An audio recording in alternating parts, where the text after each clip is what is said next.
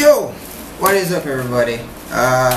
No out and about video this week because I had stuff to do, but I figured I'd share some tips and tricks and whatnot with a couple of y'all people, because some of y'all have been messaging me saying how much the videos have helped and whatnot. And yeah, I kind of breezed through most of this because I did a lot of research beforehand. But yeah, first thing to kick off the episode, we got a package in the mail from fellow Mystic member Richie, main coordinator behind the Pokemon Go 876 group on WhatsApp. He does custom shirts, and I ordered one because, you know, support and all these things. So we're gonna do that. I don't know what unholy type of packaging this thing is, but we're going to attempt to try and cut our way through all of it. But yeah, he doesn't only do shirts for Mystic members, so if anybody else is interested, feel free to hit him up. I'll post some info later on in the video or in the description below with his information. So if you want a shirt or you want stickers or whatever, you can hit him up. He's currently working on a second t-shirt design, I think, or something of the sort that says like "No Team, No Spoof" or something. So that's pretty cool. This was supposed to be a lot easier with a fucking scissors, but there's like so much tape on this that it's kind of hard to get everything. But we're gonna cut our way through this, and we're going to make it to the promised land. Alright, so these are the stickers. They're like real tiny, but you can see those. Team Mystic, recognize Bird in the North as the one true king. So those will probably be going on something. I don't know what yet, but eventually. Who knows? Maybe if I see like a fan out in the wild or some shit when I'm out vlogging, I might give one. I don't know. But the meat of the matter is the t-shirt. Fuck all this tape. I mean, Jesus, there's like securing a parcel and then there's this. Like, I don't even, like, Jesus, there's like so much tape. But we will persevere. We will trot on and try to get through all this goddamn tape. Richie, if you're watching this, I hate you. I'm kidding. I love you for the shirt, but I hate you for all this tape. There's so much tape, and it's like not even in a like legit pattern or anything. It's like just all over. Like, can I just like cut the top of this plastic bag or something and get this out? Let's try that. Hopefully I don't cut the shirt.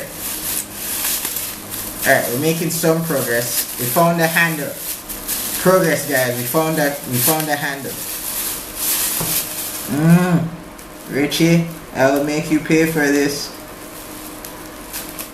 Alright, I think we're making some progress here. Yeah. I'm like either super weak or this is like the greatest tape ever known to man. Alright, incision made. Progress. We're getting there.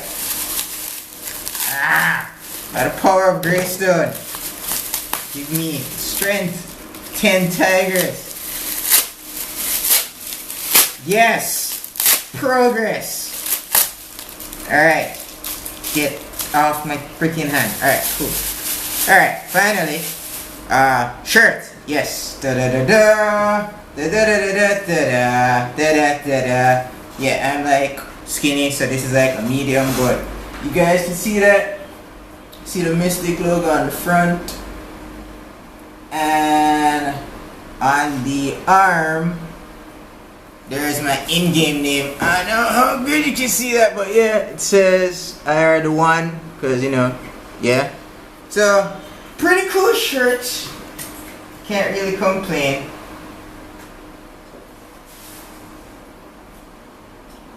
But yeah, thanks a lot to Richie. I appreciate that.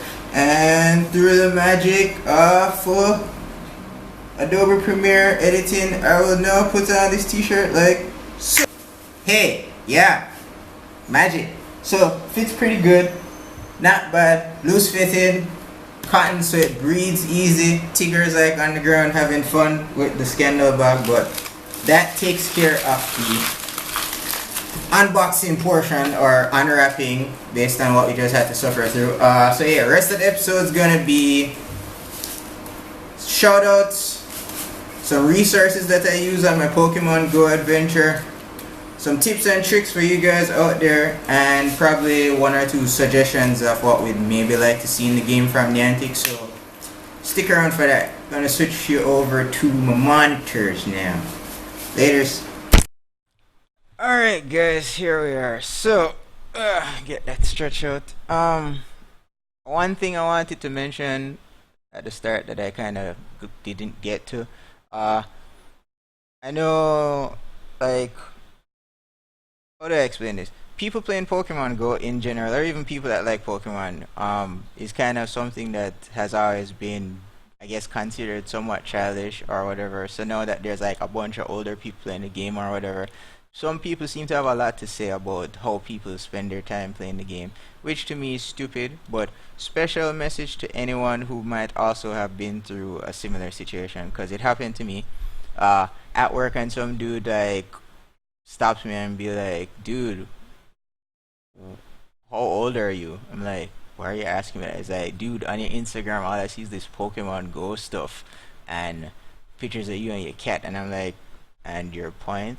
It's like, dude, like, aren't you like old? Why are you like wasting time doing this? I'm like, one, I'm not that old, and even if I was old, I'm young at heart, so it really doesn't matter. Two, none of your business. How I spend my time is my own business. I'm not out there robbing nobody. I'm not out there raping any woman. I'm not out there committing any crime. I'm not out there doing drugs. I pay all my bills on time. I do whatever taxes I need to do, etc., etc. I'm a responsible adult, for the most part. I just love Pokemon Go. It's something I grew up with. It's something that now that I have the opportunity to actually catch Pokemon in the real world, I enjoy. And I enjoy enjoying it with other people who enjoy it as well. So, message to anybody out there, if you've been in a similar situation, screw 'em. Don't pay it any mind. Keep on doing you. Keep doing what you're doing. And yeah, that's just my little personal experience to throw into there. Now, without any further ado, first up, want to give special acknowledgement to the Pokemon Go 876 group that's on WhatsApp. They have an event coming up. Yo, this wallpaper is so godlike. But yeah, they have an event coming up. Putting it on the screen now so you can see that. Pokemon Go and Give. It's a charity and lure session of sorts. It's still currently being planned somewhat, but most of this information is legit for the moment.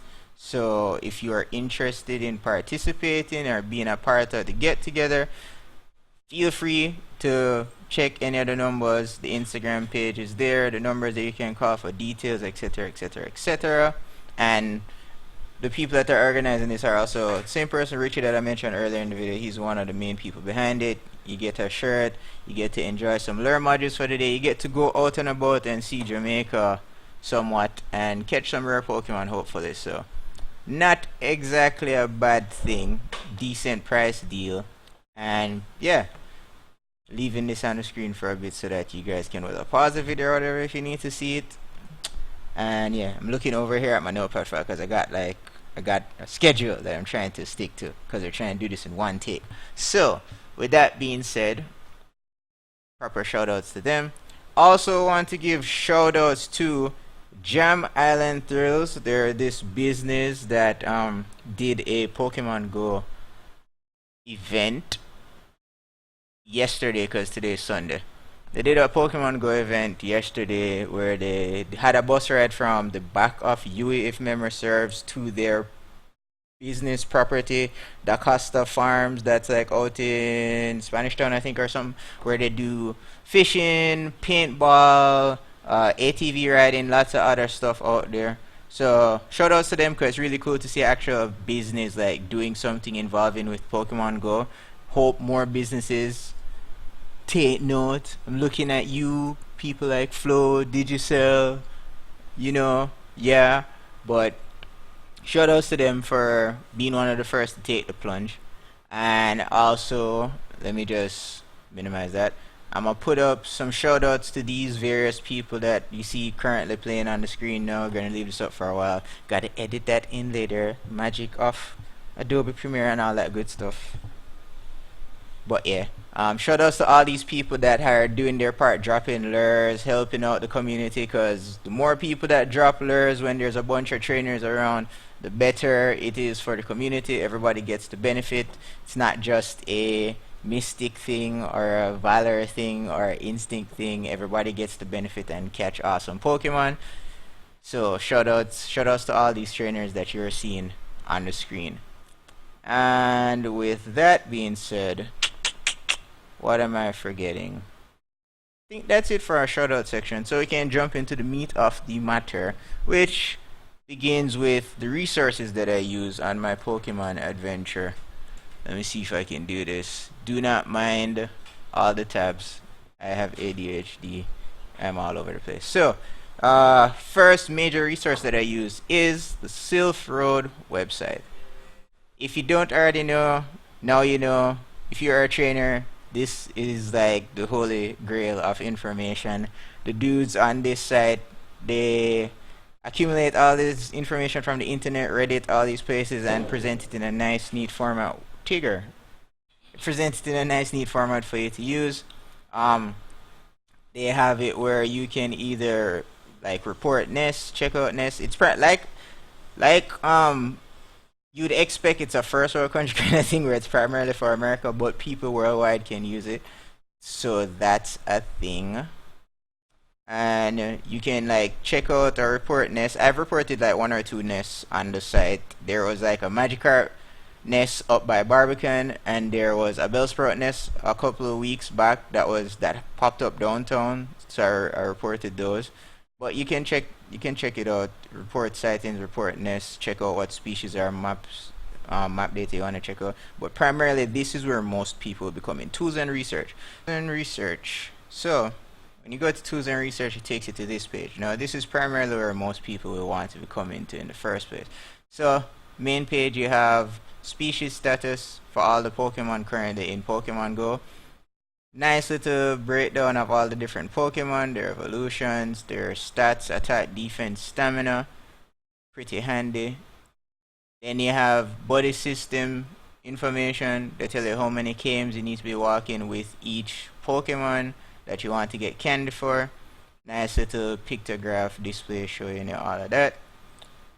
Then you have earning experience, gives you the overview of the different experience points you can get in the game, so you can maximize whenever you go catch stuff. Me personally, for example, whenever going out to catch Pokemon, there's a 10 experience award for throwing a curveball, and always try to aim for excellent throw, so you get the excellent throw bonus, which is 100 points, and you basically get roughly around 200, I think 200 experience for every Pokemon that you can capture with an excellent throw. So over time, if you keep aiming for excellent throws and getting like either excellent or great throws, it works out pretty well in your favor.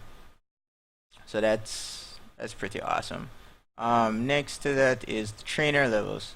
This basically just gives you a breakdown of all the experience that's required for each level, and the unlocked items that you get and the rewarded items you get when you hit certain milestones. So you have like level 5 milestone, level 10 milestone, 15, 20, etc, etc, etc. So lots of ton of information on this website, but most important of all is this one, the IV rater. Now a lot of people don't know, I guess, or fully understand what IVs are and how they work in general, so this is a pretty good breakdown explanation of how to calculate some. It kind of gives you a rough estimate, so to speak, because you can't know the exact per IV of a Pokemon unless you're like you're scraping the data from Niantic servers specifically, but this gives you a pretty accurate rough estimate as to what the IV is on a Pokemon.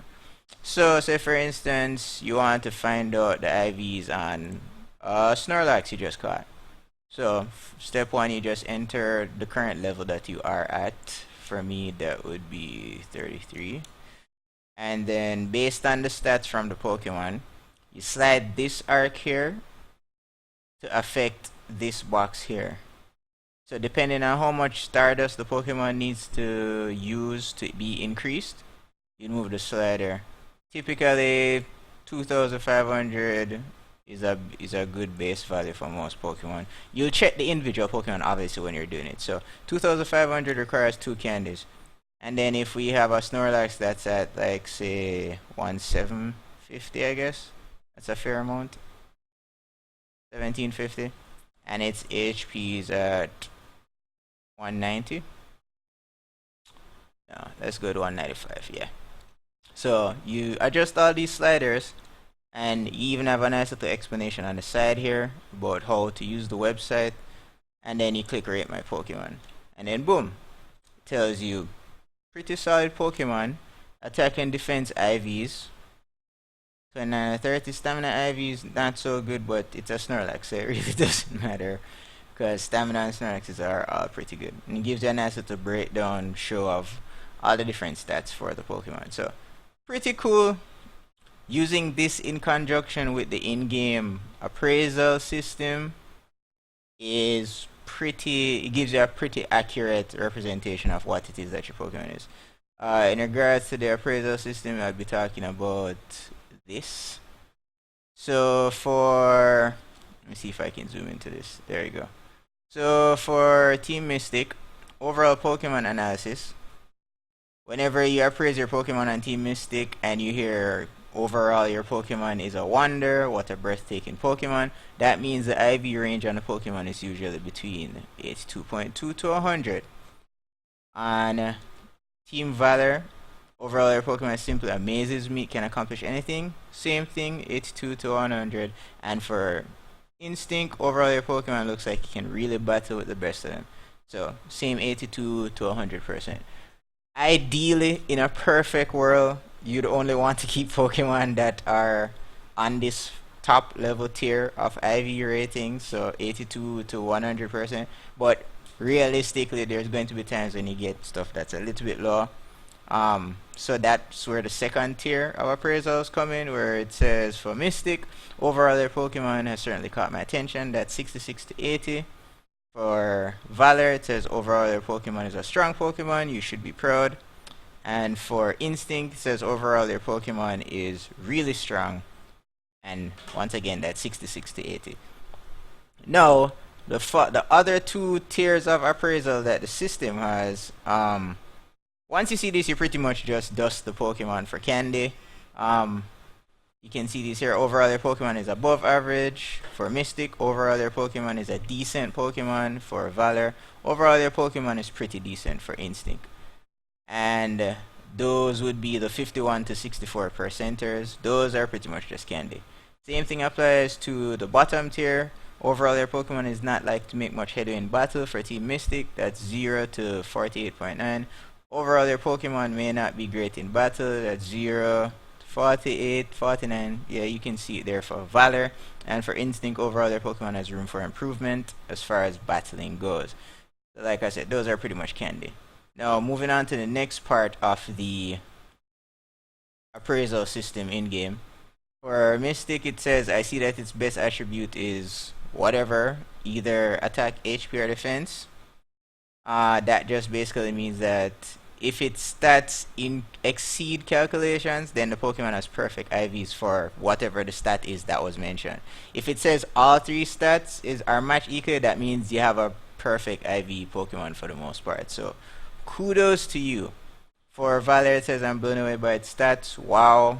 For Instinct, it says its stats are the best I've ever seen, no doubt about it. So I'm not going to read everything again because that's going to take up too much time, but you can see everything there on the screen. You can pause the video if you need to take the time to read. And then also try to put a link to this in the thingy section below, the description section or whatever it's called. Alright, and then the other stuff that it says after, there are rumors that it affects how well your Pokemon can dodge in battle. The size, based on the size of the Pokemon, whether it says it's a colossal Pokemon or it's like tinier than anything they have on record, etc., etc. So depending on that, I think I've heard someone say, I can't confirm this, so this is just hearsay, that the smaller the Pokemon is, the quicker its attacks and the quicker it's able to dodge in battle. Don't quote me on that, but that's what I've seen online. So that pretty much covers all of that. So yeah, I'll post a link for this so you guys can check that out. If you want at your leisure. It's pretty handy, pretty helpful. Where were we? So yes, Silph Road. So yeah, that's basically how you calculate it. Calculate IVs for the most part.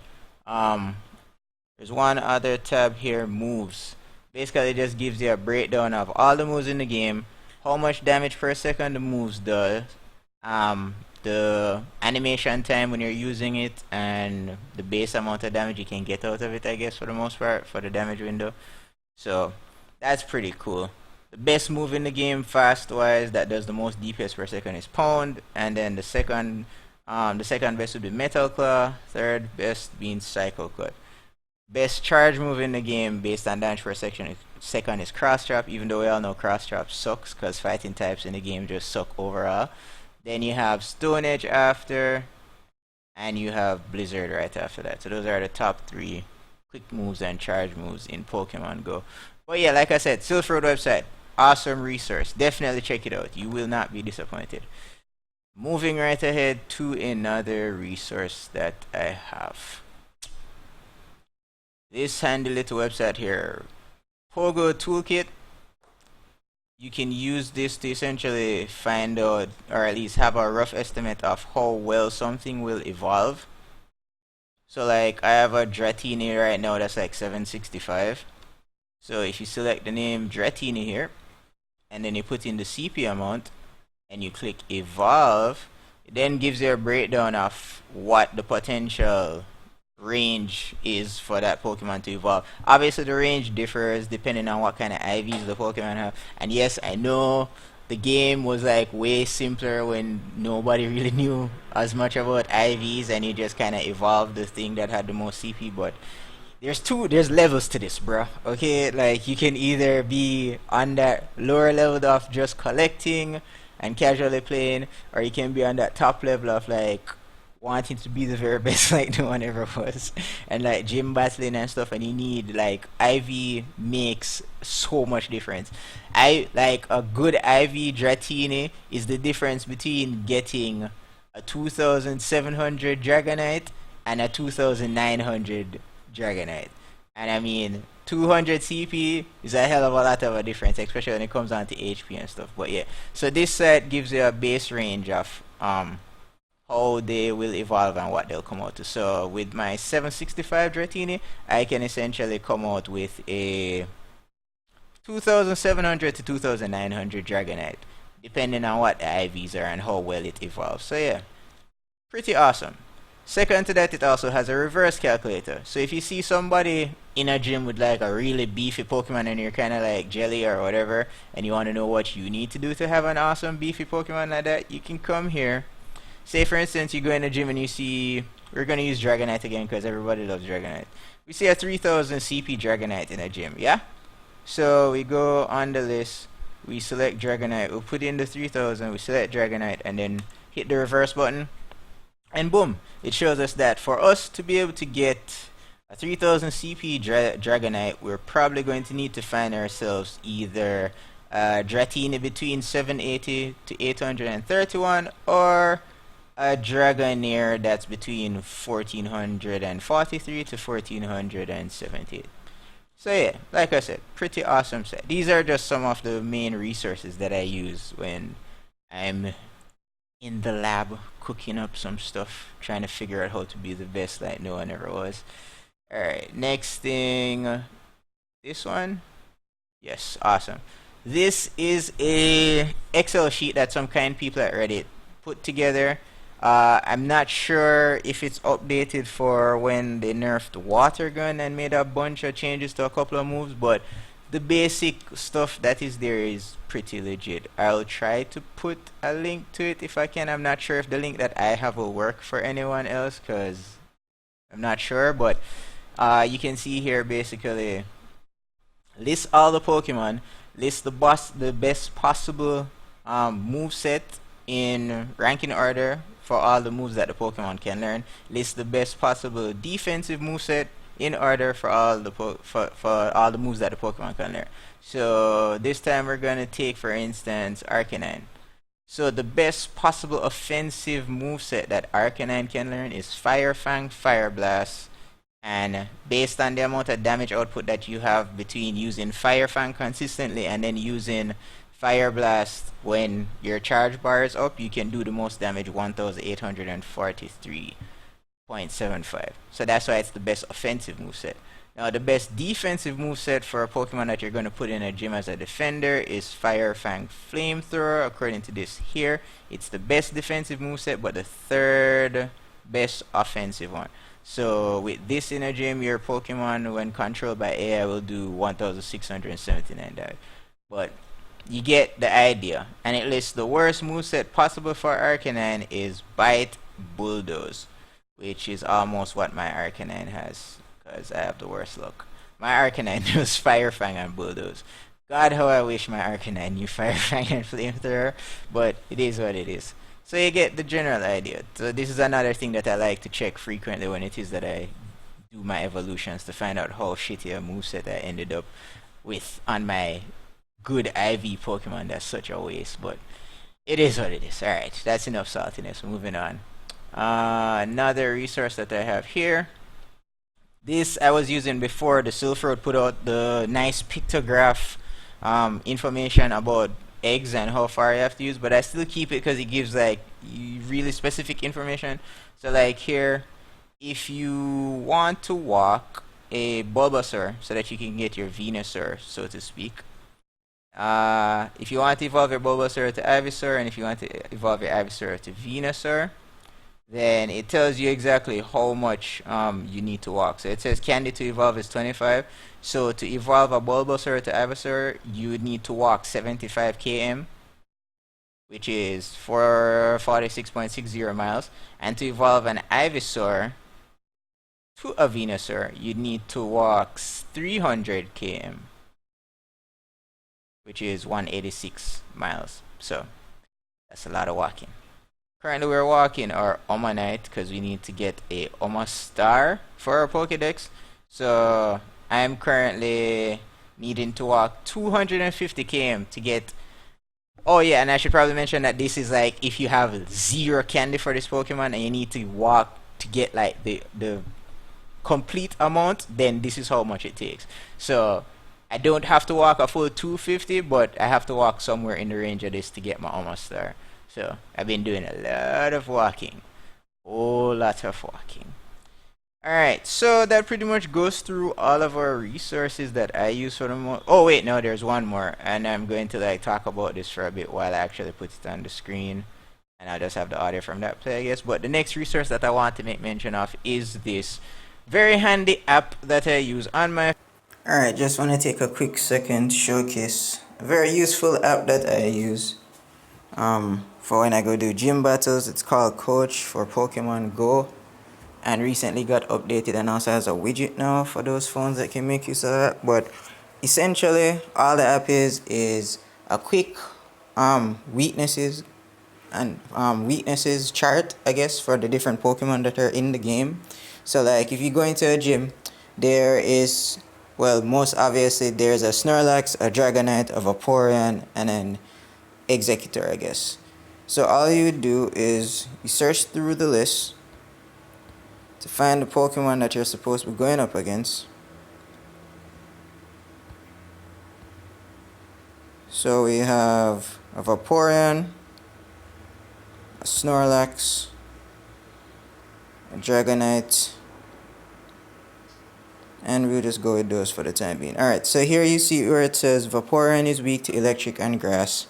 Snorlax is weak to fighting, and you can't really see it so clear because the share button is there, but Dragonite is weak to ice, rock, dragon, and fairy. The one that's covered up is fairy. So now the cool thing about this app is also you can do send notifications. When you actually go in the game and the Pokemon Go app is on the front, you can actually pull down your notifications bar and see a quick handy guide where it says Pokemon weaknesses, so you can check in between battles so you know what to switch over to or whatever. So that's pretty cool and pretty helpful. So yeah, you can check it out. Pretty awesome app. It's there on the Play Store. Very handy. At the ready, and then you can find the best answer it is for what you need to beat down in a gym or build up in a gym, depending on what it is you're doing. So, hi, this is Pokemon Go News reporting to you live from my Tigger. What's up, my Tigger? Alright, so the reason why I have this random cat footage on your screen right now, Tigger doesn't like being on camera. It's camera shy. The main reason why you're getting Tigger is because I forgot to put in one more thing in the video. I was supposed to talk about something of very much utmost importance, and that is level boosting. Hi, Tigger. So, when it is that you're low level especially, level boosting is a very good way that you can level up quickly so you can catch up to all your friends and not be the only one that's left out. And also, level boosting is important because the higher level you are, is the better CP Pokemon that you come across in the wild. So, major key alert. Pidgeys, Weedles, Caterpies, these are all very good sources of experience. You can grind them, collect a bunch of them, pop a lucky egg, and then do a massive evolve. I'm more partial to Pidgeys because those appear like frequently at my house, so I grind Pidgeys a lot. And yes, I know that sounds weird, but yes, we go up to UA, catch a lot of them, or when I'm at home, wait till I have about 420 or 500 candy, and then do a big massive evolve with a lucky egg. You get roughly anywhere between 60,000 to, I would say, 80,000 experience points. And I mean, that goes a really long way. So that's the other tip slash trick that I had to tell you guys. So Tigger is very much interested in something outside, so we're gonna say bye bye now. Bye bye. and I should probably have mentioned small ninja edit. So we're just gonna like kind of throw this in there because I forgot that I was supposed to make mention of this because I actually had footage of it and I didn't realize. Alright, so when you're catching Pokemon, another tip slash trick somewhat. Most people like possibly think that the color, the ring that goes like constricts or encircles the Pokemon, that what increases your catch rate is when you actually land the ball inside that and you get that bonus, whether nice, great, or whether it's a nice, a great, or an excellent throw. That's actually not what increases the chances of catching a Pokemon. But the ring, if you get it to its smallest when it's on the Pokemon, that is the maximum chance that you'll have of catching that Pokemon. And then that maximum chance is also compounded onto the type of ball that you're using. So the color of the ring, whether it's like really red or slightly red or orange or yellow or green, those tell you as well how easy or hard it is going to be to catch the Pokemon. So ideally, you want to throw Ultra Ball because that's like the highest possible catch rate of the balls that we currently have in the game now. You want to feed it a berry because berries also help, and you want to get the ring as small as possible on the Pokemon when it gets hit with the ball. Those three things will ensure the highest possible capture rate of whatever Pokemon it is that you're trying to catch. Now, granted, it won't always go according to plan, and it doesn't guarantee you that the Pokemon will be caught or that it won't run, but it gives you the highest possible chance of that happening. And hopefully I had some footage on the screen running, showing you the different ring colors and the different bonuses that you get for whether nice, great, or excellent throw. But yeah, that's the other tip that I had to give you guys. So on with the show. Yeah. So essentially, the ball glitch. The ball glitch. It's this thing in the game where you essentially use it primarily when you go up against stuff like a Ponyta, Zubat, anything that flies and has a like small hitbox, or it's like far back towards the back of the screen. The ball glitch comes in handy when you don't want to waste balls. So They say a picture is worth 1,000 words, so we're gonna do this. Wall glitch. Alright, so here we carry, you see there, let me pull that back in case you didn't. We carry the ball to the edge of the corner, carry it up to about baseline level of the Pokemon, and then we just flick it upwards. And this, like, well, practice makes perfect, but this pretty much always works. The only issue is that it's like 50-50 chance you'll catch the Pokemon in one go or it'll break out. But for pesky stuff that's towards the back of the screen, ball glitch, it comes in handy when you don't want to be wasting balls. We have another example I can show you guys here. So once again, take the ball to the corner, up to about the same height level as the Pokemon, and then just flick it. And what makes the ball glitch even better is the fact that you can actually time it to the size of the circle, so that you can like aim for that excellent throw that I was talking about. It makes it so much easier when you want to aim for those. But as you can see, ball glitch works. So with that being said, I think that's the only real trick I can really think of right now. So on to the next one. We're trying to do this in one take.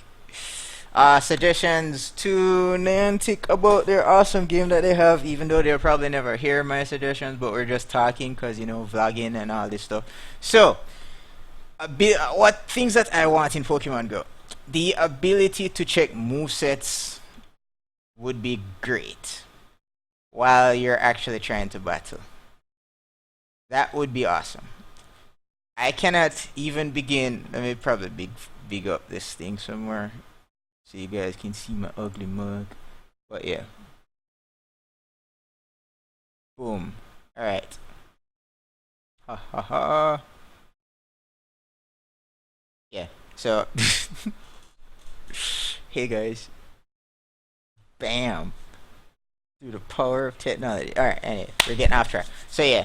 Ability to check Pokemon movesets for gym battles. I cannot begin to stress how many times I have tried to go do a gym battle, and because I have multiple copies of the same Pokemon with different movesets, I picked the wrong Pokemon going into the battle, and then I fail so hard at life and have to run away from the fight because I went in to fight an Executor with a freaking, let's say, Magmar that's supposed to know fire type moves but instead only knows cross chop and freaking fire blast or whatever that the fighting move is that he knows. But the point is, he doesn't have only fire type moves, so I end up getting bodied. So if Niantic could make a way that you can check the Pokemon levels while you're there picking your Pokemon to go up against a gym, that would be awesome.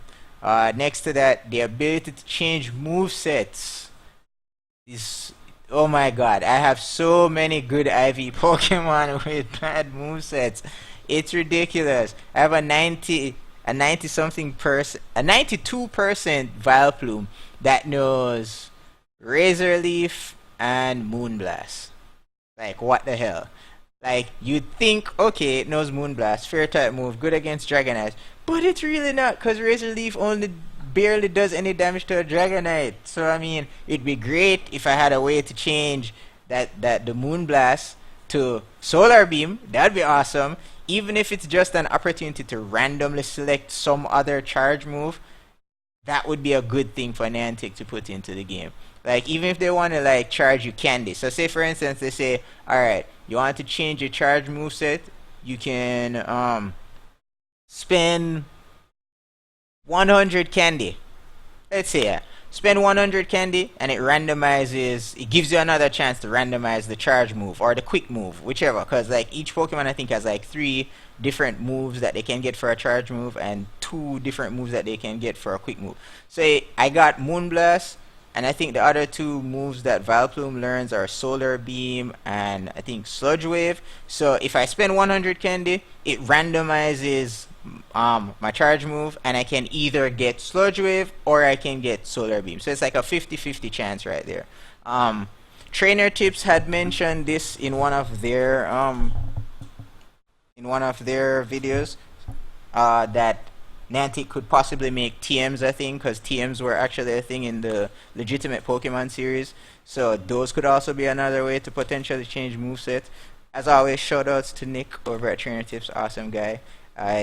Most of my knowledge that I have is from his channel, so I'm just here imparting to you. So also giving him a shout out. I'll link his channel somewhere around here, probably over here on Spark, because Nick is like Team Instinct, but it's all good, we love him. And finally, the ability to gain Stardust in some other manner. My suggestion is potentially from the body Pokemon system. Currently, there's only 2 ways I know of gaining Stardust. You either lock down gyms, and when you collect your coins for the day, you get Stardust, or when you catch Pokemon, you get 100 Stardust for each Pokemon you get.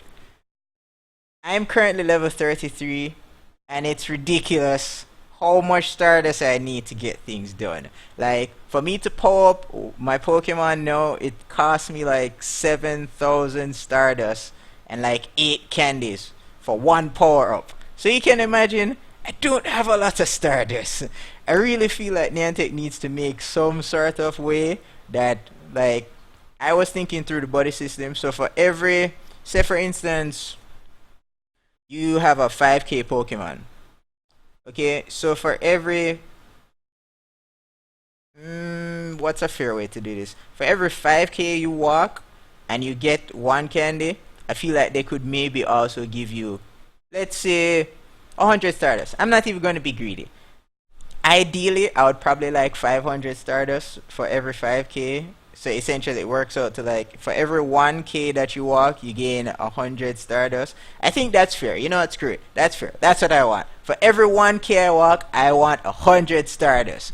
I think that's fair. I think that's another thing that can be added to the body system to make it even more useful. Because God bless Niantic for creating it in the first place, because getting candies is serious business. But I think that's my final suggestion to Niantic that I would want in the game. I want another way to get Stardust. Alright, so I think that's going to be the end of today's episode. I hope some of this information was helpful. And if you already knew all of this stuff, I hope you're at least entertained and you agree with my suggestions for Niantic to improve the game. Once again, shout out to Pokemon Go 876 WhatsApp group. Thanks for the shirt. Wrong sleeve. Thanks for the shirt. And yeah, that's it for us. I'm Odie. So, as always, until next time, keep on gaming.